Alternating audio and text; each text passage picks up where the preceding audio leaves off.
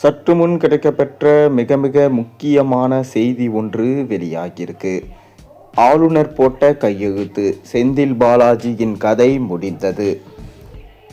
செந்தில் பாலாஜி மீது ஏற்கனவே வழக்குகள் நிலுவையில் இருக்கு.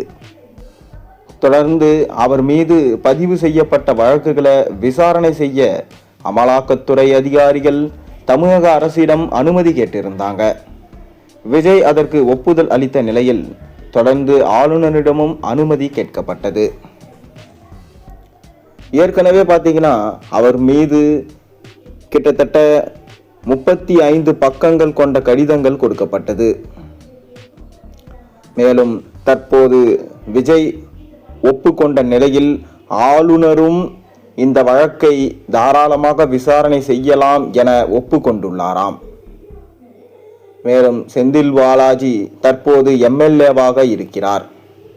அதனால்தான் அவர் மீது கைது நடவடிக்கையும் விசாரணையும் மேற்கொள்ள வேண்டும் என்றால் முறையாக அனுமதி பெற வேண்டும் என சொல்லப்படுகிறது. அது மட்டுமில்லாமல் செந்தில் பாலாஜி ஏற்கனவே ஜாமீனில் தான் வெளியே இருக்கிறார். மேலும் தற்போது அவர் மீது விசாரணை நடத்த வேண்டும் என அமலாக்கத்துறை விரும்புகிறது. ஜாமீனில் வந்த வழக்கு என்பது அதிமுக ஆட்சியில மாணவர்களுக்கு வேலை வாங்கி தருவதா பண மோசடி செய்தார். மேலும் அந்த பணத்தை சட்டவிரோதமாக பணப்பரிவர்த்தனையும் செய்திருந்தார். இப்போது திமுக ஆட்சி காலத்தில் கடந்த 5 ஆண்டுகளில் அவர் அமைச்சராக பொறுப்பேற்றிருந்தார். அதாவது மின்சார மற்றும் மதுவிலக்கு துறையின் அமைச்சராக செயல்பட்டார். மேலும் மின் மாற்றிகள் கொள்முதலில் ஊழல் செய்துள்ளார் மற்றும் டாஸ்மார்க்குகளில் ஒரு நாளைக்கு 10 ரூபாய் ஒரு பாட்டிலுக்கு வாங்கி மாதம் 4000 கோடி, வருஷத்திற்கு 40,000 கோடி என ஊழல் செய்துள்ளார். மேலும் இந்த முறைகேடு மற்றும் ஊழல்கள் தொடர்பாக அவர் வீட்டில் நடைபெற்ற அமலாக்கத்துறை சோதனை முடிவில் பல்வேறு ஆவணங்களும் கைப்பற்றப்பட்டிருந்தது. அந்த ஆவணங்களை வச்சுதான் திமுகவோட ஆட்சியினிலே விசாரணை நடத்த வேண்டும் என அமலாக்கத்துறை கடிதம் எழுதியிருந்தாங்க. ஆனால் திமுக ஆட்சியில் பார்த்தீங்கன்னா ஸ்டாலின் அவர்கள் எந்த அனுமதியுமே கொடுக்கல. மேலும் ஆளுநரும் எந்த அனுமதியும் தரவில்லை. அதனால் செந்தில் பாலாஜி தொடர்ந்து தப்பித்து கொண்டே சென்றிருந்தார் என சொல்லப்படுகிறது.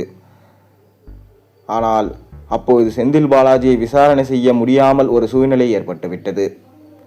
இப்போது செந்தில் பாலாஜி அவர்களை தாராளமாக விசாரணை செய்யலாம். ஏனென்றால் முதல்வர் விஜய் அவர்கள் தற்போது தாவேகா ஆட்சி தமிழகத்தில் உள்ளது. அதனால் விசாரணை மேற்கொள்ள எந்த ஒரு தடையும் கிடையாது என்பதற்கேற்ப தற்போது விஜய் மற்றும் ஆளுநர் அர்லேக்கர் இதற்கு ஒப்புதல் அளித்துள்ளார்கள்.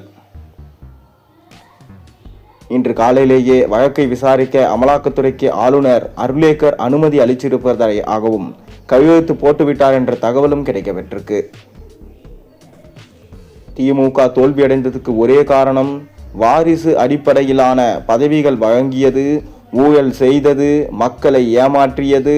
மேலும் கடைசி 4 ஆண்டு கால ஆட்சியில்தான் மக்களை மூளை சலவை செய்வது போல அவர்களுக்கு மகளிர் உரிமை தொகை போன்ற அனைத்தும் வாரி இறங்கி வெற்றி பெற்று விடலாம் என நினைத்தது.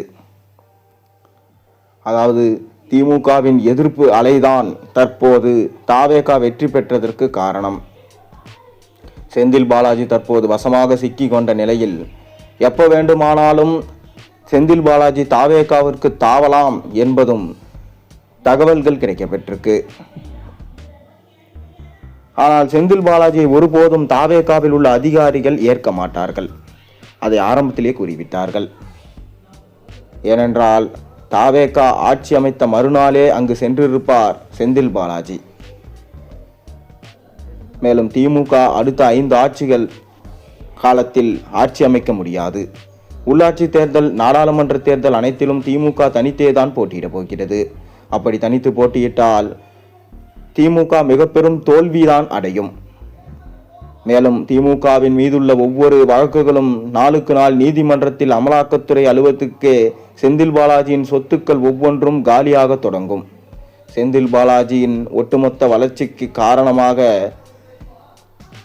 டாஸ்மார்க்குகளில் மாதம் மாதம் 100 கோடி ரூபாய் அவரது சொந்த கணக்கில் வந்தது. ஆனால் தற்போது விஜய் செய்திருக்கும் அதிரடி நடவடிக்கைகள் என்னவென்றால், இனி டாஸ்மார்க்குகளில் வரும் கமிஷன்கள், கம்பெனியிலிருந்து வரும் கமிஷன்கள் அனைத்தும் அரசுக்கு வர வேண்டும், அந்த 100 கோடியும் அரசுக்கு தான் சொந்தம் என உத்தரவிட்டிருக்கிறார். மேலும் ஸ்டாலின் அவர்கள் செந்தில் பாலாஜியை தொடர்ந்து அதிமுகவிலிருந்து வந்தபோது ஆதரித்தார். காரணம், செந்தில் பாலாஜிக்கு அவரது கரூர் மற்றும் கோவையில் பெரும் பலம் இருந்தது. தொடர்ந்து அவரால் வெற்றி பெற முடியும், திமுகவிற்கு பக்கபலம் சேர்ப்பார் என அவருக்கு பதவி கொடுத்து அழகு பார்த்து தனது அருகாமையிலே வைத்தார் ஸ்டாலின். ஆனால் செந்தில் பாலாஜி கலைஞரை போல ஊழல் செய்யக்கூடிய வல்லமை பெற்றவர். தன்னை கைது செய்ய வரும்போது உடல்நிலை சரியில்லை, தனக்கு இதய பலவீனமாக இருக்கிறது, ஹார்ட் அட்டாக் வந்துவிட்டது என கூறி அமலாக்கத்துறையை ஏமாற்ற நினைத்தார். ஆனால் அமலாக்கத்துறையோ அவரை கைது செய்து புகழ் சிறையில் அடைத்தார்கள். தொடர்ந்து அவர் 15 மாத காலங்கள் சிறையில் இருந்தார். அதைத் தொடர்ந்துதான் வெளியே வந்து மீண்டும் தற்போது எம்எல்ஏவாக இருக்கிறார். ஆனால் இம்முறை கரூரை தவிர்த்து கோவையில் வெற்றி பெற்றிருக்கிறார். விஜய் அவர்களுக்கு எவ்வளவோ இடையூறுகள் விதித்தவர் என்றால் அது செந்தில் பாலாஜி என நாம் ஈஸியாக கூறிவிடலாம். தொடர்ந்து கரூரில் நடந்த அந்த அசம்பாவிதத்திற்கு காரணமும் செந்தில் பாலாஜி தான். அந்த கேஸ் தற்போது செந்தில் பாலாஜி மீது தான் திரும்பியுள்ளது. திமுகவில் எத்தனையோ அமைச்சர்கள் ஊழல் செய்திருந்தாலும் ஊழலோடு சேர்ந்து சட்டத்தை கையில் வைத்துக்கொண்டு, பதவியை வைத்துக்கொண்டு ஓவராக ஆட்டமாடியது செந்தில் பாலாஜி தான். மேலும் ஆளுநர் தற்போது கையெழுத்திட்டு செந்தில் பாலாஜியை விசாரணை செய்யலாம் என்று அமலாக்கத்துறை அதிகாரியிடம் அனுமதி கொடுத்து விட்டார்.